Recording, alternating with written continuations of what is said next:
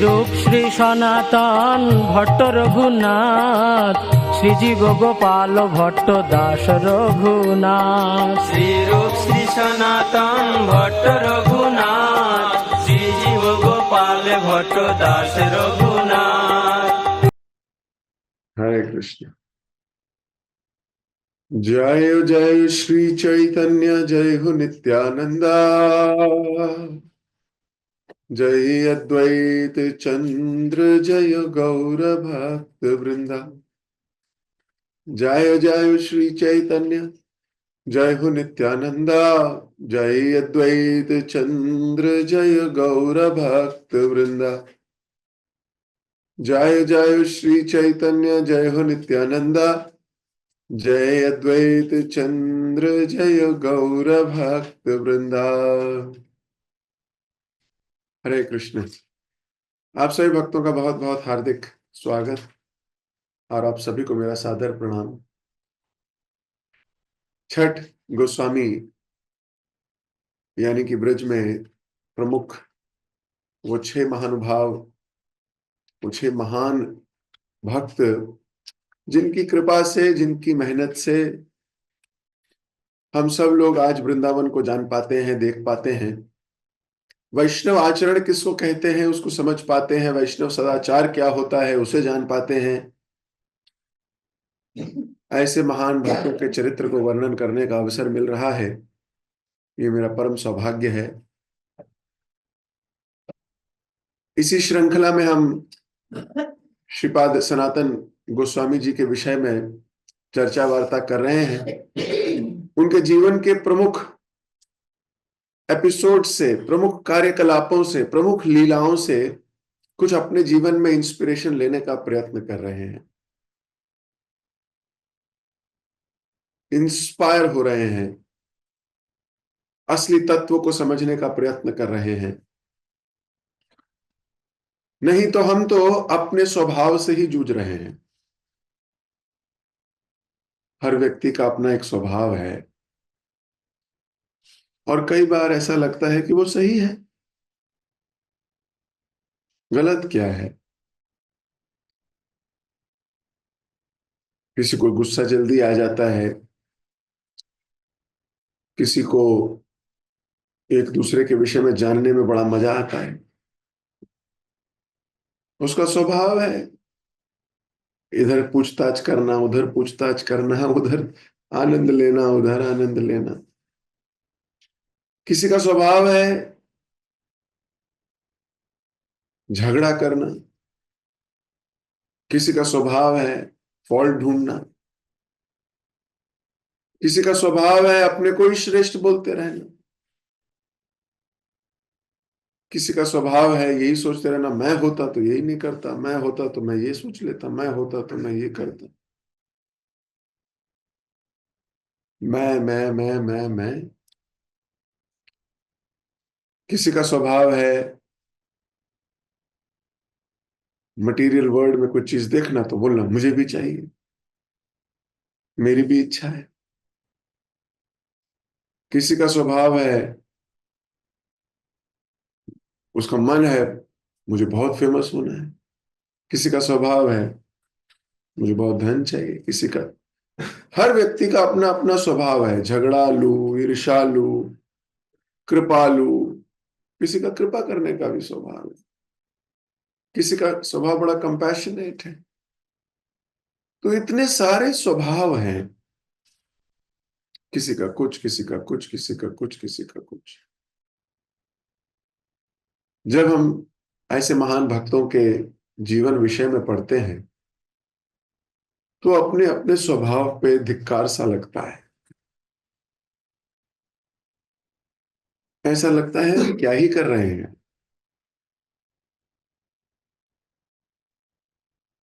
हमें स्वयं मालूम नहीं होता कि हम क्या कर रहे हैं, किस चीज को प्राप्त करने की अभिलाषा, आकांक्षा है।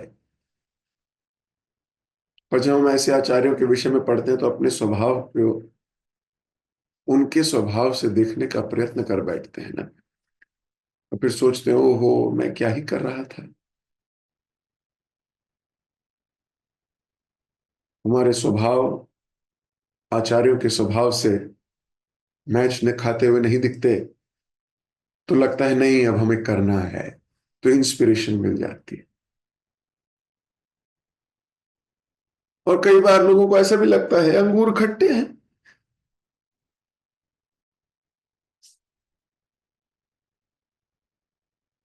ये हमसे नहीं हो पाएगा, कोई बात नहीं, नहीं हो पाएगा। 100 कदम नहीं बढ़ा सकते, 1 कदम बढ़ाएंगे, लेकिन इंस्पायर हर व्यक्ति हो सकता है। तो इन कक्षाओं का, इस श्रवण का, इस कथन का वास्तविक अर्थ हम सब तब ले पाएंगे जब हम इसको इस पैरामीटर से चेक करें कि मुझे ट्रांसफॉर्मेशन के लिए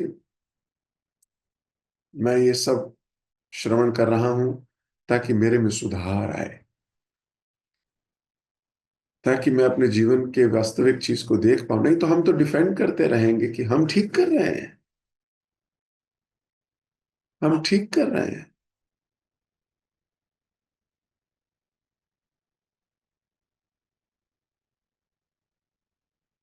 ये भक्तों का जीवन चरित्र इतना सूक्ष्म और इतना सुंदर है कि इसके श्रवण करने मात्र से, मनन और अध्ययन करने लगे भक्त तो बहुत आगे निकल सकते हैं, अपने जीवन की दिशा बदल सकते हैं और फिर दशा भी बदल सकती है।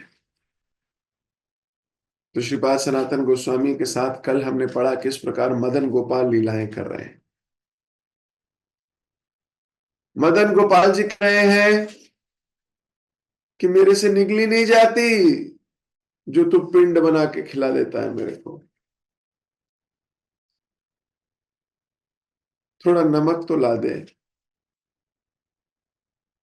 सनातन गोस्वामी कह रहे हैं कि मैं नहीं लाऊंगा।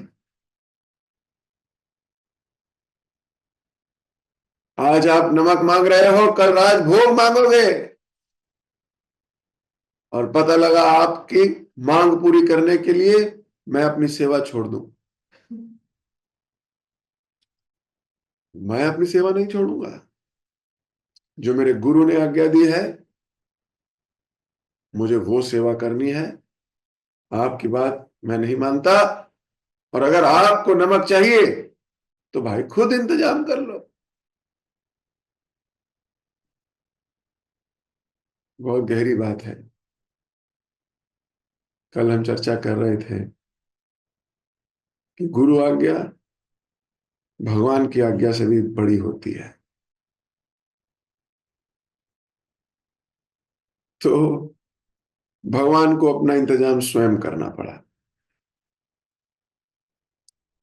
उसी दिन पंजाब से एक बड़े व्यापारी श्री रामदास कपूर यमुना के रास्ते नाव में कहीं जा रहे थे।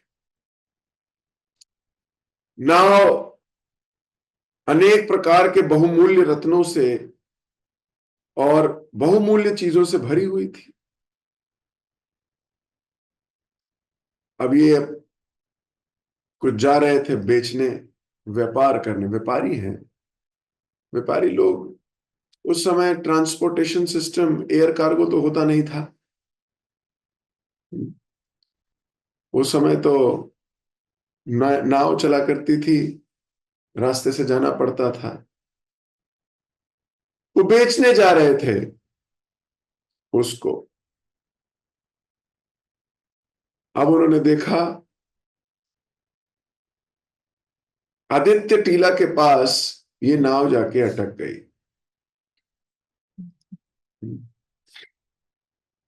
नाव अटक गई, अब रेत में फंस गई। अब ये निकाले कैसे, एक ओर से टेढ़ी हो गई। अब टेढ़ी हो गई, अब कैसे निकाले। अब एक आदमी पूरी इतनी बड़ी नाव को, जो बहुमूल्य चीजों से भरी हुई हो, जिसको बेचने जाना है आगे आगरा की ओर, कैसे अब इसको किया जाए। परेशान हो गए, ढूंढने लगे, किसको देखें किसको देखें किसको देखें किसको देखा एक बस्ती दिख रही है छोटी सी। तो बस्ती तो नहीं थी, वो एक आधी कुटिया थी, बस्ती का तो कोई चिन्ह होता नहीं वहां पर तब भी देखा कुछ कुछ है वहां। उतर के पानी में लबलब निकल के स्वयं गए और वहां देखा तो वहां कोई लोग नहीं है, रात्रि हो रही है। रामदास चिंता में पड़ गए कि यदि नाव ऐसी ही रही तो डूब जाएगी। अगर नाव ऐसी रही तो नाव डूब जाएगी, क्या किया जाए? और अगर डाकुओं को इसका खबर पड़ गई तो और चिंता। ऐसी चीज तो जहां पे कोई परेशानी में हो लोग ज्यादा लूटते हैं।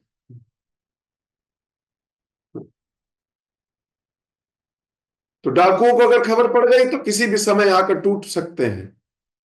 सोचते सोचते हठात उन्हें दिख पड़ी टीले के ऊपर टिमटिमाती एक दीपक की लौ।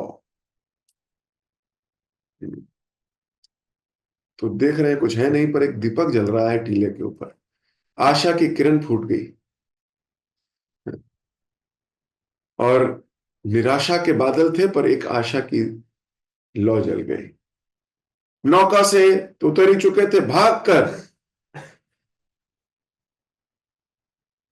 तेजी से द्रुत गति से चढ़ गए टीला के ऊपर।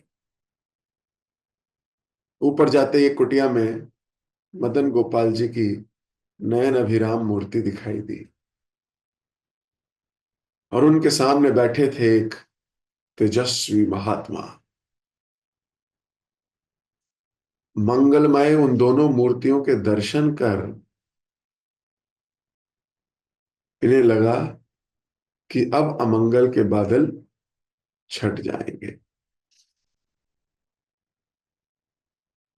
होप जाग गई। एक तो भगवान है और एक तेजस्वी महात्मा भी वहीं बैठे। महात्मा के चरणों में गिरकर उन्होंने कातर स्वर में निवेदन किया और अपनी दुख भरी कहानी कह दी।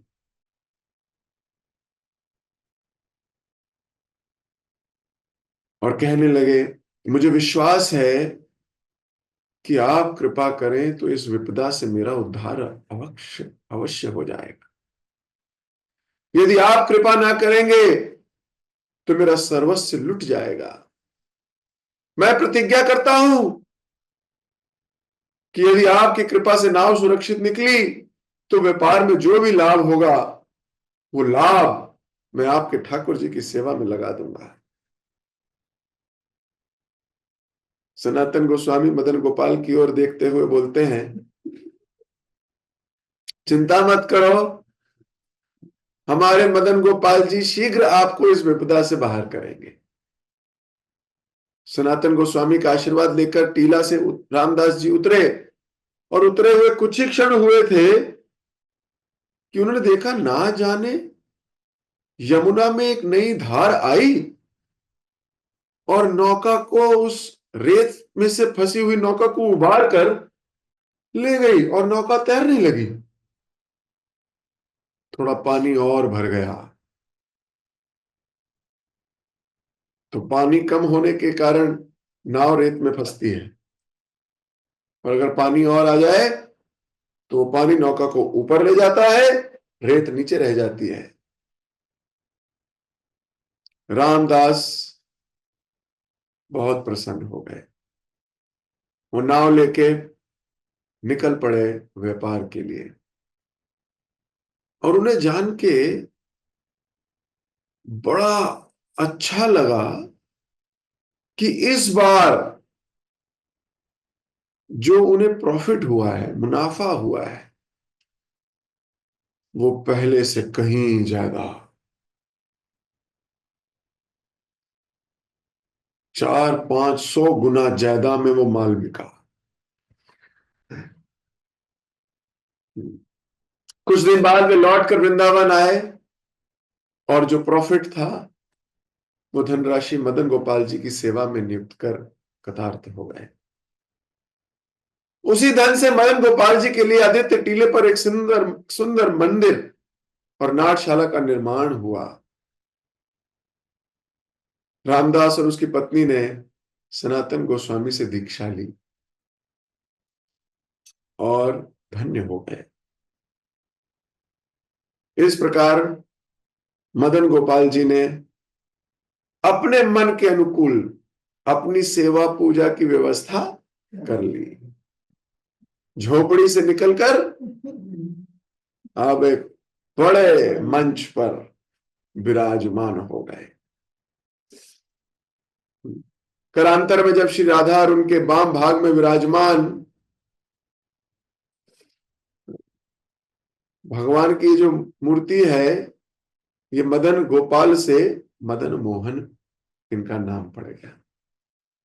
धीरे धीरे समय का बदलाव हुआ, लोग उन्हें मदन मोहन कहने लगे। श्री श्री राधा मदन मोहन की जय। तो मदन मोहन की प्रेममयी सेवा करते करते सनातन गोस्वामी थोड़ी देर के लिए महाप्रभु की आज्ञा भूल गए। सेवा में लग गए, बट मजा आ रहा है मदन मोहन जी की सेवा करने में। और एकदम से स्मरण हुआ, कुछ दिन बाद उनको याद आई, तो उनके चरणों में दंडवत कर अश्रुधारा आंखों से प्रवाहित करते हुए गदगद वाणी से बोल उठे, ठाकुर जी अब मुझे छुट्टी दे दीजिए। बहुत ड्यूटी वर्शिप हो गई आपकी,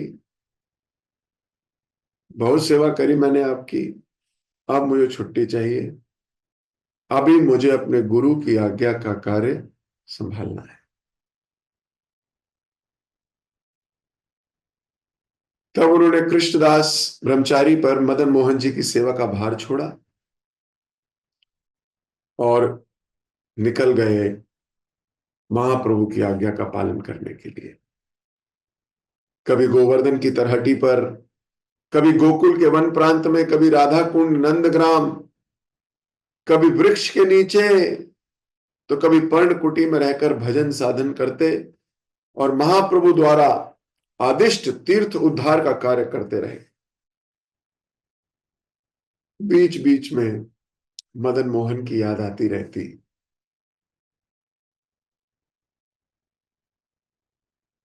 उनके दर्शन करने और ये देखने की उनकी सेवा ठीक से चल रही है कि नहीं, वे कभी कभी वृंदावन जाते।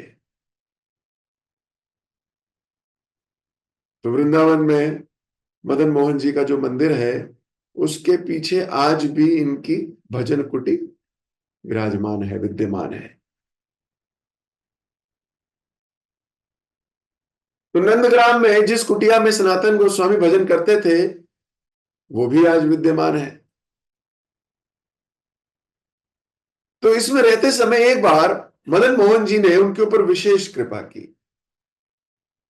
यद्यपि वे मदन मोहन जी को वृंदावन में छोड़कर यहां चले आए थे, पर मदन मोहन जी भी उन्हें भूले नहीं थे। वे छाया की तरह सनातन गोस्वामी के पीछे पीछे रहते थे और उनके योग क्षेमम वहामि अहम उनकी जरूरतों का ध्यान रखते थे। सनातन गोस्वामी समय लीला में और लीला के स्मरण में इतना डूबे रहते थे कि उन्हें खाने पीने की भी होश नहीं होती थी। अब मधुकरी करके भिक्षा लाने का तो प्रश्न ही नहीं है, टाइम ही कहां है भीख मांगने का, टाइम ही नहीं है मधुकरी करने का। ये तो अपने भजन में इतने सिद्ध हैं। नंदग्राम के जो निवासी हैं, उन्हें दूध दे जाया करते थे और वही उनका आहार होता था।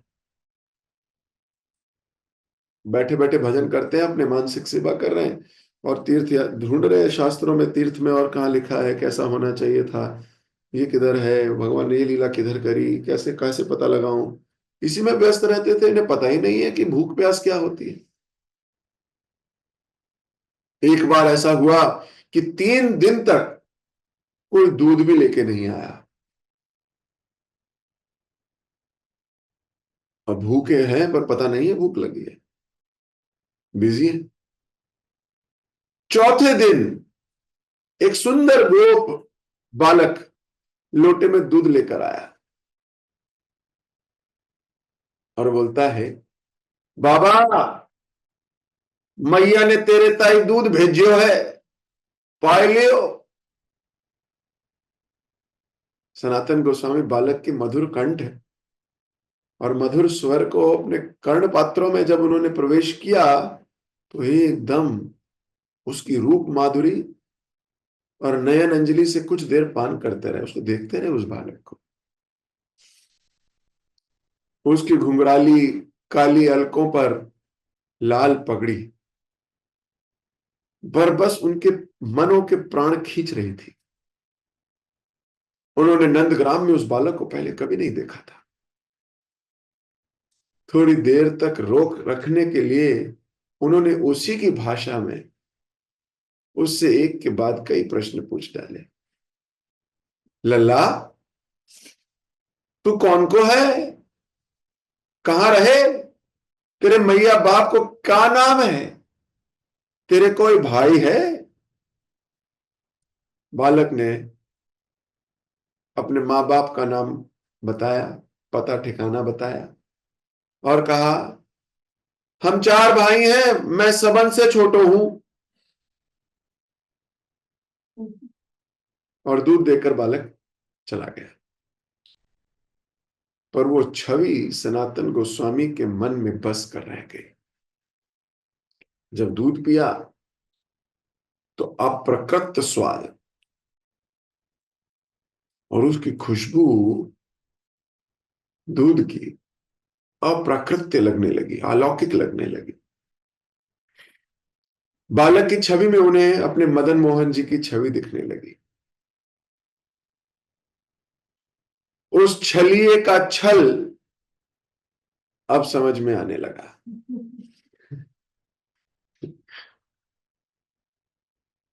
फिर भी एड्रेस तो पूछ ही लिया था, किसका बेटा है, कहां रहता है। उसके ठिकाने पर जाए बिना रहा नहीं गया। जो उसने पता बताया, सनातन गोस्वामी उस पते को खोजते खोजते पहुंच गए वहां। अब जब वहां पहुंचे तो पता लगे वो कोई कुटिया ही नहीं है, वो कोई घर ही नहीं है। उस नाम के कोई व्यक्ति वहां नहीं रहते।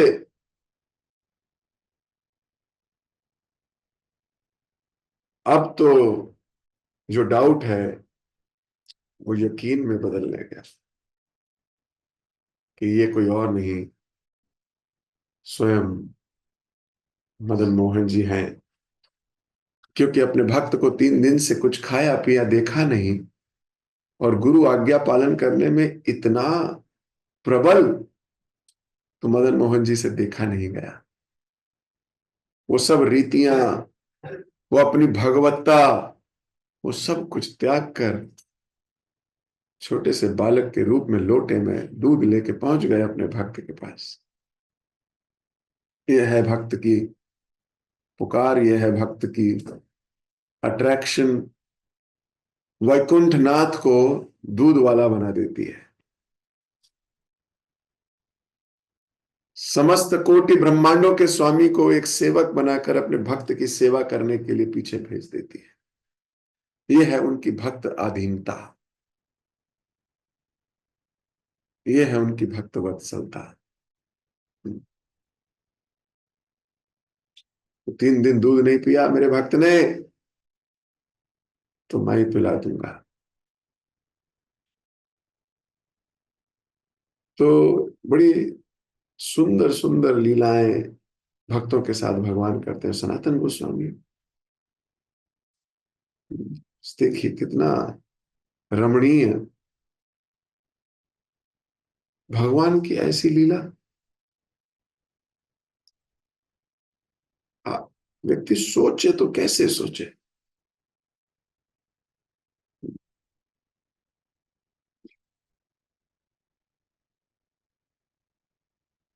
अद्भुत है।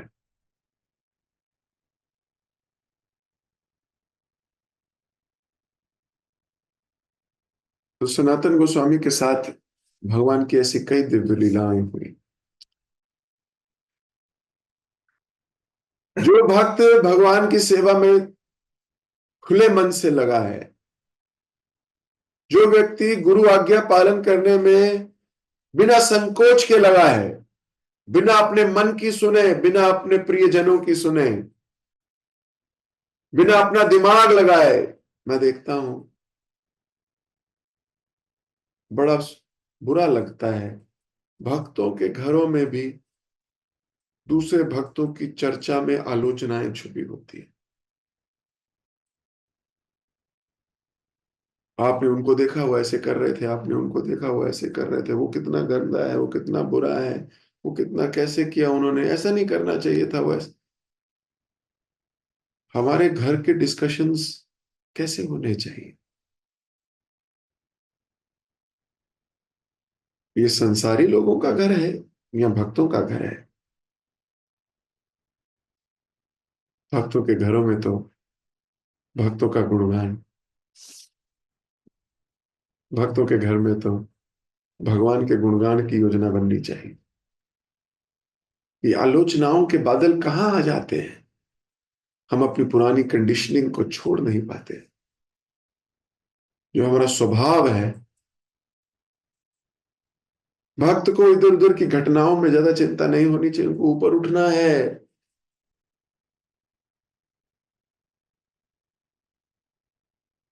हमें ऊपर उठना है, एक दिन भगवान के साथ सनातन संबंध बनाना है, जो कि बना हुआ है लेकिन बहुत कमजोर है। और अगर हम ये आडंबर, ये आलोचनाएं करते रहेंगे तो हम कभी ये संबंध नहीं प्राप्त कर सकेंगे, कभी नहीं।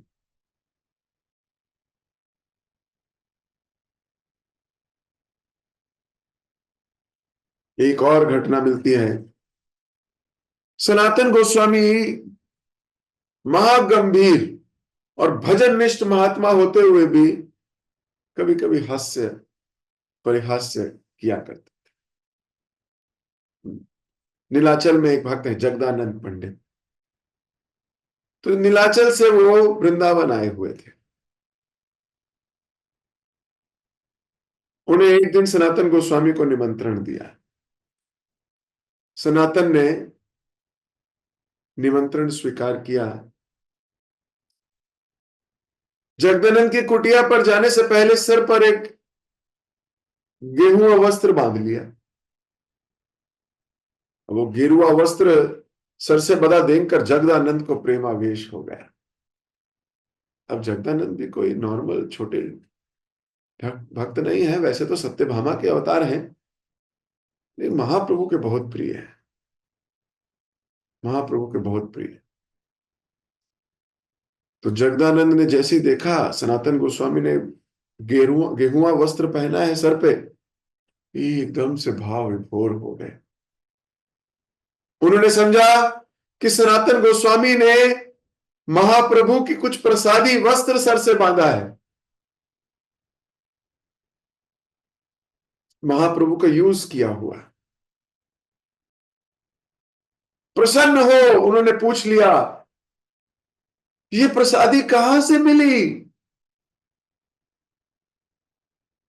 सनातन गोस्वामी ने कहा, मुकुंद सरस्वती ने दी है। किसने दी है? मुकुंद सरस्वती ने। मुकुंद सरस्वती ने? मुकुंद सरस्वती महाप्रभु की नहीं है, मुकुंद सरस्वती की है, अन्य सन्यासी की है, तुम्हारे सर पे है। कहते हुए जगदानंद पंडित क्रोध में आ गए।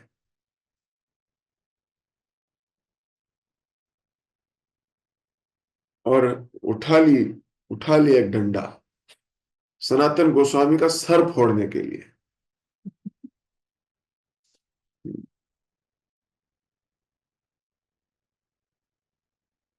सनातन गोस्वामी नतमस्तक हो उतार दी उन्होंने, हंसते हंसते अविचल खड़े रहे। उनकी भाव भंगिमा को देखकर जगदानंद को आभास हुआ कि उस वस्त्र का जरूर कोई ना कोई रहस्य होगा। और वह सनातन की ओर देखते रहे, डंडा हाथ में है तो सर फोड़ दूंगा तेरा। तूने महाप्रभु को छोड़कर किसी और सन्यासी की यूज की हुई चीज ली है। हम सिर्फ बिके हुए हैं, हम सिर्फ महाप्रभु के हैं, ये भाव था उनका। सनातन ने कहा इसे कहते हैं चैतन्य निष्ठा, इसे कहते हैं एक स्वामी के प्रति निष्ठा। यही देखने के लिए तो मैंने ये नाटक किया था, यही देखने के लिए कि आप महाप्रभु से कितना प्यार करते हैं। कोई दूसरा व्यक्ति, भले ही वो सन्यासी ही क्यों ना हो, आपके मन को नहीं भाता है।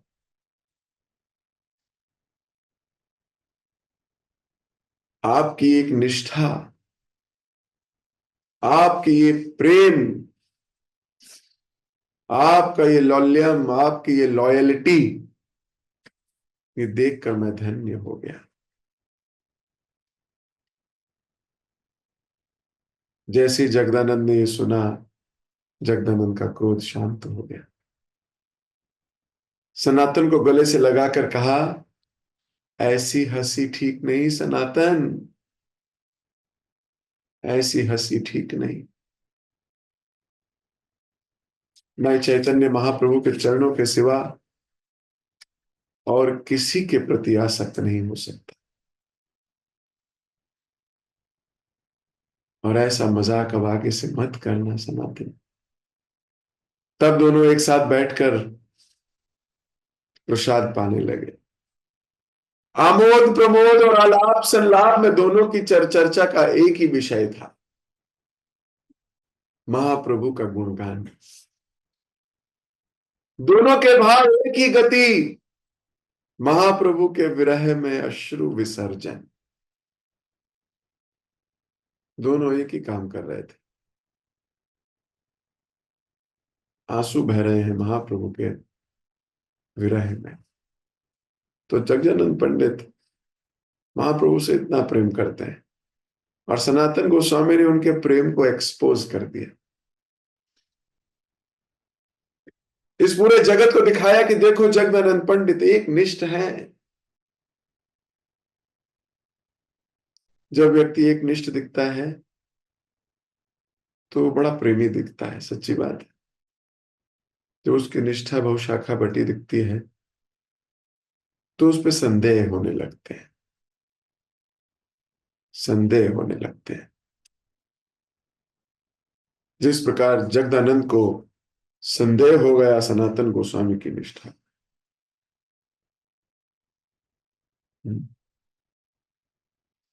सो कॉल्ड, कई बार लोग सोचते हैं कि हम बहुत बड़े हो गए हैं, अब हम सब, हमारे लिए सब ठीक, सब एक है। हम सबको देखो समभाव से देखते हैं। आर्टिफिशियल महाभागवत सिंड्रोम जब अपने पे पड़ती है तो अपने हो जाते हैं, एकदम इतने सुकुड़ जाते हैं। जब समाज की बात होती है तो बोलते सब एक है।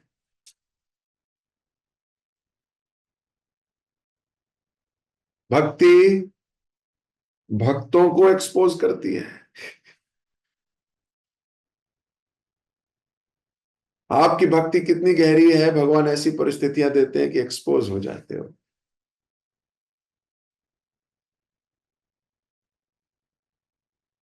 एक निष्ठ।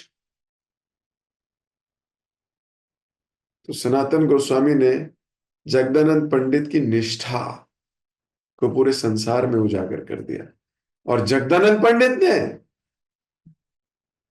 महाप्रभु के प्रति निष्ठा ही नहीं, वो डंडा लेके मारने लगे कि तू कहीं और चला गया क्या? हाँ, किसी और का तदिया पहना है तूने, महाप्रभु को छोड़ दिया क्या? बोले कोई बोले नहीं नहीं, महाप्रभु भी एक है, वो भी एक है, हम तो सब एक हैं। हाँ तो मायावादी हो। क्योंकि जो बोलता है सब एक है वो मायावादी है। एक कहाँ है? हम एक हैं भी और एक नहीं भी।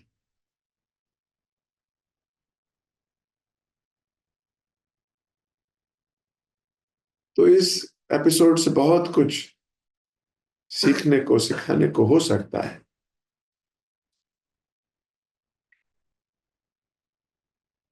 पर ये हास्य परिहास में बहुत बड़ी बात कह गए। तो जिनके हृदय में बहुत निष्ठा होती है वो ऐसे होते हैं, पर बाकी लोग उनका मजाक उड़ाते हैं, बोलते हैं फनेटिक्स हैं, है ना, ये इस्कॉन वाले फनेटिक भक्त हैं।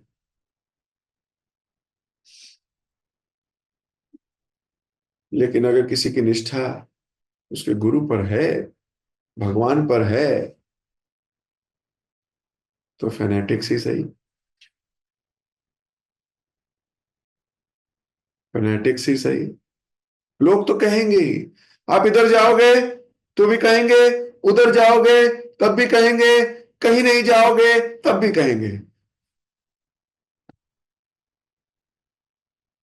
इसलिए मैच्योर होना, इससे भी ऊपर उठ जाना। एक व्यक्ति था, मछली बेचा करता था, तो उसने अपना एक बोर्ड लगाया, फ्रेश फिश सोल्ड हेयर।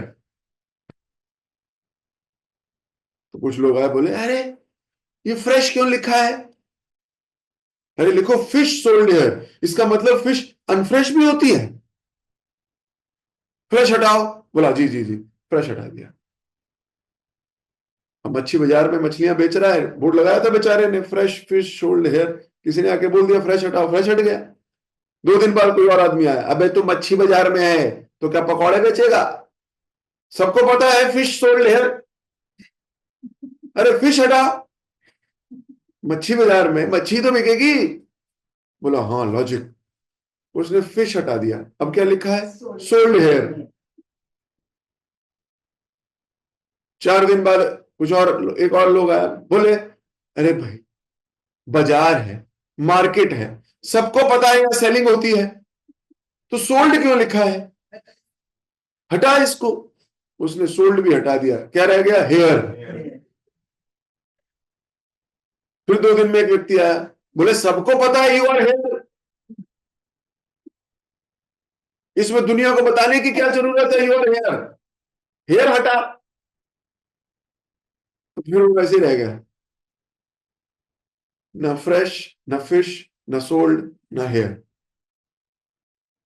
इस संसार के लोग कुछ करोगे तो भी बोलेंगे, कुछ नहीं करोगे तब भी बोलेंगे, इधर जाओगे तो भी बोलेंगे, उधर जाओगे तब भी बोलेंगे, दारू पियोगे तो भी बोलेंगे, दारू नहीं पियोगे तो भी बोलेंगे। हर चीज में बोले। कब तक हम ये स्वीकार करते रहेंगे? तो जगदानंद पंडित इज वन निष्ठ, वो डंडा लेके मारने को तैयार है, ये भी कोई नहीं समझ पाएगा। अगर आपके साथ ऐसा किया जाए, मान लीजिए आपने कुछ और तिलक लगा लिया एक दिन, और कोई भक्त आपको बोले तूने क्या कर दिया, आपको क्या, अरे भाई वो भी, ये भी वैष्णव वालों का ही तिलक है, ये भी वैष्णव वालों का ही है, ये तुम लोग बहुत भेदभाव करते हो, तुम लोग पागल हो। वो अपने आप को महाभागवत बताने का सोच रहा है, मूर्ख आदमी है। हम एक निष्ठ हैं तो एक निष्ठ हैं। कई बार लोग मिलते हैं, अरे यार ये क्यों इतना, ये भी तिलक लगा लिया तो क्या बड़ी बात करी, इन्होंने इतना बुरा क्यों लगा प्रभु जी को, हमने उसका कर लिया, इसका कर लिया, कुछ और। अब ऐसी 1000 चीजें और हो सकती हैं जो मैं अभी कहना नहीं चाहता, लेकिन समझा जा सकता है। हमारी एक निष्ठता कैसे प्रूव होती है, समझा जा सकता है, हर चीज से पता लगता है। आपकी इंटरनेट ब्राउजिंग से समझ में आती है, आप स्टेटस क्या लगाते हो उससे समझ में आती है, आपकी डीपी क्या है उससे समझ में आती है, आपकी एक निष्ठता की परिभाषाएं तो सब समझ में आती है।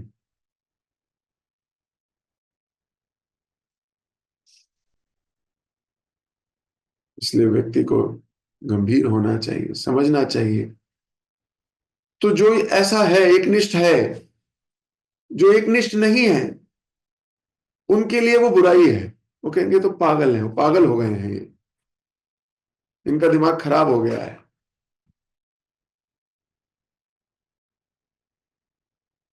जो एकनिष्ठ है कृष्ण के लिए, बाकी लोग क्या बोलते हैं, अरे ये तो कृष्ण कृष्ण करते रहते हैं इस्कॉन वाले, इनके लिए तो बस कृष्ण कृष्ण। अरे भाई, वो वाले भी हैं, ये वाले भी हैं, ये भी है, वो भी है। भाई हम तो सबको मानते हैं, हम तो सबको मानते हैं। ये लोग बेकार हैं, हम अच्छे हैं, हम भेदभाव नहीं करते, हम अच्छे हैं। अब ऐसे ही वो और भी जगहों पे लगाते हैं पंडित। तो विचार करने योग्य बात है। तो जो एकनिष्ठ है, लोग उस पर प्रश्न चिन्ह लगाएंगे, और हमें बुरा नहीं मानना। हम तो एकनिष्ठ हैं, वही है, हमारी निष्ठा ही वही है। और वास्तव में आपकी निष्ठा की परीक्षा तो वही है। आपकी निष्ठा की परीक्षा वो है जब आपके प्रियजन भी, जब आपके आसपास भी, जब वो लोग जो मैटर करते हैं आपकी जिंदगी में, तो वो भी जब आप पे प्रश्न चिन्ह उठा दें। लेकिन तब भी आपकी निष्ठा वीक ना हो। एकनिष्ठ, आपकी एकनिष्ठता की भी परीक्षाएं होंगी, ऐसा थोड़ी है कि नहीं होगी। जब मैथमेटिक्स का एग्जाम देते थे तो कोई चैप्टर छोड़ता थोड़ी था टीचर। वैष्णव के 26 गुण अगर आए तो 26 के 26 गुणों में परीक्षाएं होंगी। 26 सब्जेक्ट है, उन सब की परीक्षा होगी। घबराते थोड़ी हैं हम। जगदानंद पंडित ने अपनी एक निष्ठता सिद्ध करी, डंडा लेके मारने को तैयार हो गए। तो अगर कोई आपके जीवन में ऐसा करे तो उसे पागल नहीं कहना, सनातन गोस्वामी की तरह उसका गुणगान करना कि धन्य है आप तो इतने एकनिष्ठ हैं। उसे ये नहीं कहना तू पागल हो गया है, तेरा माइंड वॉश हो गया है, तेरा दिमाग खराब हो गया है। अगर आप ऐसा करोगे तो अपराधी हो जाओगे, अपराधी हो जाओगे। इसलिए ये विचार करना, इन्हीं विचारों के साथ मैं आज की इस क्लास को यहीं विराम दे रहा हूं। कल श्रीपाद सनातन गोस्वामी का अगला कोई और very interesting story we will share. जगत गुरु शिल प्रभुपाद की जय, श्रीपाद सनातन गोस्वामी महाराज की जय। हरे कृष्णा। किसी भक्त का कोई प्रश्न, कोई टीका या कोई टिप्पणी? ओके, कोई नहीं। हरे कृष्ण। अच्छा, यस प्रभु। जी। जैसे कि एक निष्ठ की बारे में आपने बताया तो जैसा ऐसे कहा जाता है कि मतलब कि मैंने ऐसे सुना है कि हम लोग को जैसे लेक्चर्स भी सुनने चाहिए, तो स्पॉन भी सुनने चाहिए। वो भी कि हम लोग मतलब मन से एक फील को चूज कर लें और उन्हीं से सुनना चाहिए। तो प्रभु जी, इसमें मतलब कि कैसे हम लोग की डिसाइड मतलब कि वो हो नहीं पाता है। हम लोग जैसे टेस्ट के लिए तो कभी नेक्टर शॉपिंग करते हैं, तो उसमें से पाते नहीं है कि आफ्टर फ्यू डेज 1 मंथ कि ज्यादा कुछ बेनिफिट भी नहीं हो सकते। देखो, सर्वप्रथम तो मैं ये कहूंगा कि श्रवण करने की लालसा अगर जागती है व्यक्ति की तो बहुत अच्छी बात है, वेरी नाइस कि आपको श्रवण करने की लालसा है। पर मैं साथ में ये कहूंगा कि श्रवण करना चाहिए सजातीय, महतर और सुस्निग्ध भक्तों से। स्वजातीय का अर्थ है अपनी जात वाले, है ना। मतलब ऐसे जात पात नहीं कर रहा मैं, पर कहने का अर्थ है वैष्णव संप्रदाय में ही। आजकल मार्केट में यूट्यूब पे बहुत सारे सन्यासी, बहुत सारे दूसरे प्रांतों के, दूसरे भ्रांतों के फेमस पर्सनैलिटीज हैं, है ना। आदमी सोचता है वो भी तो कृष्ण की बात कह रहे हैं, अरे मैंने थोड़े उस वाले महाराज को सुन लिया तो क्या बड़ी बात हो गई, वो भी तो संत हैं, वो भी देखो कितनी तपस्या करते हैं, उनकी फैन फॉलोइंग देखो, वो भी बड़े बड़े लोग जाते हैं उनसे मिलने, फिल्म स्टार जाते हैं, क्रिकेटिंग स्टार जाते हैं उनसे मिलने, मैंने भी सुन लिया, तो क्या ये इतने, है ना, लोग आईब्रोज हो जाती है, अरे आप उनको भी सुनते हो, अरे उन्हें भी सुनते हो, ओह छी छी छी, या ऐसे। तो ये लोग कितने फिनेटिक हैं, ये तो ऐसा नहीं होना चाहिए, जबकि हमारे शास्त्र में ही लिखा है सुस्निग्ध सुजातीय और महतर, यानी कि उससे सुनना चाहिए जो आपको, जिसपे आपको कंसर्न है, जो आपके लिए कंसर्न है, आपके जीवन में बदलाव ही नहीं आएगा। तो जैसा कि आपने कहा कि वो वेस्ट हो जाता है, थोड़े दिनों बाद हमारे जीवन में कोई बदलाव नहीं आता, और सुनने में मजा आता है ना, स्पिरिचुअल एंटरटेनमेंट हो जाता है। तो हमें सुनना चाहिए जो हमें अच्छा, जो हमें रोज देख रहा है, जो हमें प्रयास कर रहा है और अच्छा बनाने के लिए, जो चाहता है कि हम एक अच्छे भक्त बने, सुस्निग्ध है हमसे, प्रेम करते हैं हमसे, और हमारे से कॉन्शियसनेस में बेटर है, तो महतर, तो सजातीय, यानी कि कोशिश करिए इस्कॉन में हो तो वैष्णव वाले जो प्रचारक हैं, या जो गुरु हैं, या जो सन्यासीज हैं, उनसे हम सुने, वैष्णव पद्धति में सुने, और इधर उधर ना सुने। आप इधर उधर सुन के अपने आप को भक्त बोलते हो तो मैं क्षमा चाहूंगा, एटलीस्ट मेरी परिभाषा में तो नहीं है। इसका एक नाम है जो मैं लेना नहीं चाहता अभी, लेकिन आप समझ गए होंगे, तो वैसे हो गए आप। तो 6 प्रकार के अधम शिष्यों के डेफिनेशन भी आती है, जिसमें पहला ही ईल है, अली। अली, अली वो शिष्य है जो कभी उस फूल पे बैठता है, अली मतलब होता है मधुमक्खी, वो किसी एक फूल पे आसक्ति नहीं है, उसको इस फूल का भी रस चाहिए, इस फूल का भी रस चाहिए, इस फूल का भी रस चाहिए, इस फूल का भी रस चाहिए। तो ऐसे शिष्यों को अधम कहा गया है, अधम, शिष्य अधम मतलब बेकार, ऐसे शिष्य ना हो तो अच्छा है, लेकिन ऐसे शिष्य होते और उनको अपने पे बड़ा गर्व होता है, तो उन्हें शिष्य अधम नाम दिया गया, और पहला ही यही है, अली। तो इधर उधर सुनने की आवश्यकता नहीं होती, आवश्यकता नहीं है, पर वैरायटी एंड थोड़ा मजा आता है ना। क्यों मजा आता है? क्योंकि श्रवणम फिर कटनम फिर पेस्टनम, इसमें मदद मिल जाती है कट पेस्ट करने में, लेकिन आपके हृदय में परिवर्तन नहीं आएगा। तो हृदय में परिवर्तन आता है जब हम सुस्निग्ध, जो हमें सही करना चाहते हैं उनके साथ बैठते हैं, फिर आपके हृदय में परिवर्तन आता है, सुस्निग्ध और महतर, अपने से हाई कॉन्शियसनेस, जिनको देखने का दृष्टिकोण अलग है। तो ऐसे सुनना चाहिए। तो इन द नटशेल हमें इस्कॉन के ही, है ना, उसी में रह के श्रवण करने का प्रयास करना चाहिए, और उनमें भी उनसे प्रयास करना चाहिए जिनसे वार्तालाप होती हो, वार्तालाप हो सकती हो, डिस्कशंस हो सकते हो, क्वेश्चन आंसर्स हो सकते हो, डिबेट्स हो सकती हो, डिस्कशंस हो सकते हो, डेलिब्रेशंस हो सकती हो,